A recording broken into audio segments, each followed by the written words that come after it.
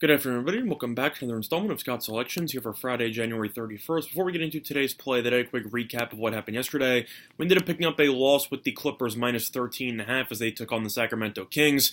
Line actually went up to 14 or 14.5, and then 30 minutes before tip-off, Kawhi ends up getting ruled out with a sudden back injury. Really came out of nowhere. I believe it was during pre-game shoot-around. Kawhi felt something in his back, like a spasm almost, and then he ended up deciding not to play in the game. I don't know how serious the back injury was or if it was another case of load management, but unfortunately, Kawhi's absence definitely hurt us as the Clippers ended up losing outright. It happens, but either or. Assuming that Kawhi was going to play, everything else went according to plan. Paul George and Beverly did return to the lineup, but yet without Kawhi, they just came out completely flat defensively, and the Kings were able to score I believe it was 120 plus points, and that game was pretty much over as soon as the second quarter ended. So it was a little bit annoying to pick up a loss there, but either or, we'll look to bounce back and get ourselves another win in the NBA here on Friday. And in the NBA card, there's one match in particular that I like, and that will be a matchup taking place at 7:30 p.m., and it will be between the Chicago Bulls and the Brooklyn Nets. And we like the Brooklyn Nets minus 5.5, which is available on FanDuel at minus 110, and that will be the play of the day. Now, the main reasons why we like the Nets in the spot. First of all, we just think the Nets match up well with this current form of the Bulls. They played one time earlier this year, and the Nets won by 6 on the road. However, Kyrie did not play in that game, and the Bulls, the main reasons why they actually kept this game close was because the Bulls shot 38 of 41 from the foul line. They were actually really good from the foul line, and they actually out-rebounded the Nets by 16 because of Wendell Carter Jr. and Lauri Markkanen. Carter Jr. had 14 rebounds, and Markkanen had 10 rebounds. They were able to dominate on the interior. However, both of those players are now injured, as Markkanen and Carter Jr. will not be playing for this game, in this game. So I expect the Nets to do a better job at winning the rebounding battle, and I think that the Bulls will shoot significantly worse from the foul line, because 38 for 41 is just not sustainable. But if you've looked at the actual lineup that the Bulls are expected to trot out, they have a ton of game-time decisions for this game. A lot of people are currently injured. Otto Porter's still injured. Markkanen's still injured. Carter's still injured. You have Chris Dunn, who's probable. Gafford's supposed to be out, so you're going to be short another big man. Right now, the projected lineup for the Bulls is going to be Satoransky, who's okay. You have Zach LaVine, who's a borderline all-star. You have Chris Dunn, Thaddeus Young, and then you have Luke Kornet. Luke Kornet is a stretch 5 who shoots a ton of threes and pretty much isn't a great rebounder whatsoever. So with Thaddeus Young and Kornet at the starting front court, I think that Brooklyn should be able to do a better job on the rebounding battle with Prince and Allen. And you also have DeAndre coming in off the bench. You also have Claxton, who's played some minutes over the last couple of games, a pretty solid rebounder. But, the Bulls out-rebounded the Nets by 16 in the first meeting. I don't think that will be anywhere near what it will be in this second meeting. I think the Nets could probably win the rebounding edge in this game. And the fact that the Nets won the first meeting by 6 points anyway just tells me that I think the Nets will win this game. I don't want to say with relative ease, but I think they should be able to cover the spread.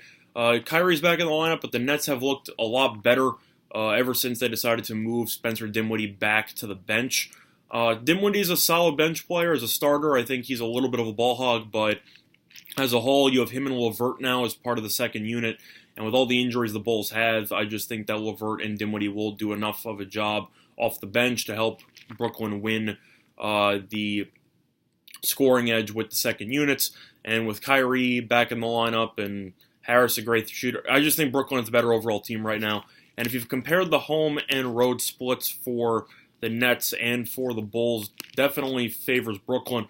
Brooklyn so far this season is 6 below 500, but they are at 500 at home, so they have been a lot better at home than they have been on the road. And the Bulls have actually been the exact same on the road as opposed to home, as they are 12 games under in total, and they are 8 games under. Actually, sorry about that. No, the Bulls have been worse on the road. They're 12 games under in total, and they are 8 games under on the road, so they're only 4 games under at home. I think the Bulls should continue to struggle on the road. They did give Indiana a tough run in their last game, as they ended up losing by 9 in overtime. But you also had Oladipo making his first start back, and he looked a little bit rusty.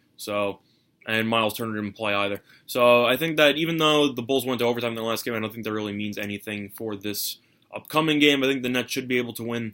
Plus, it is worth mentioning that The Nets, at least to my knowledge, I believe that they are still undefeated on Friday night. I heard a report about that when I was watching one of the Nets games a couple of weeks ago. I believe it was against Miami, and they said that the Nets have actually won every single Friday game that they've played this season. So I'm actually trying to just see really quickly if that is still true. That is still true. The Nets are undefeated on Friday night, and I think that they'll stay undefeated, and I think that they'll win this game by at least 6 points. So the play of the day, once again, will be on the Brooklyn Nets, minus 5.5, which is available on FanDuel at minus 110, and that will be the play of the day. Now, looking at some of the other matchups in the NBA, lean to Milwaukee, minus 12.5. Denver ended up picking up a nice win against Utah as they ended up going on, I believe it was a 27-1 run in the second half, but doesn't change the fact that Milwaukee's rested. Denver's playing the second end of a back-to-back, and I still think Milwaukee's just too talented. Milwaukee should win this game by around 15 to 20, so lean to the Bucks on that one. Other than that, I'm going to lean to Memphis plus the points here. I know that the reason why New Orleans has gone from a 4.5 to a 7.5 is because of the fact that Jaren Jackson and some other players got suspended after the altercation with Peyton and Morris at the end of the Knicks game. But overall, I don't think New Orleans is good enough to be lying 7.5 or 8. I still think Memphis has a very solid team. Very underrated. Brandon Clark should get more minutes, and I'm a huge fan of his after watching him at Gonzaga for his college career. But as a whole, I think this game should be close. I think Memphis will be able to keep this game within 5 or so. So lean to the Grizzlies plus the points on that one. Other than that, I don't really have many other thoughts on the NBA card. Now, for college basketball, I will lean to Harvard minus 1.5. I actually wrote an article about that for winners and whiners. I'm going to lean to Harvard. This team is on a pretty solid winning streak, and they'll look to extend that winning streak in this game. UPenn's been pretty underwhelming at home. Harvard has only one road loss so far this season, and I just think Harvard has the more talented roster. So lean to Harvard on that one. Other than that, though, that's pretty much it for my thoughts on today's betting cards. The play that I once again is on the Nets minus 5.5, which is available on FanDuel minus 110. That's going to be the installment of Scott Selections here for Friday, January 31st. And good luck to all of you and your respective bets today. Bye, everyone.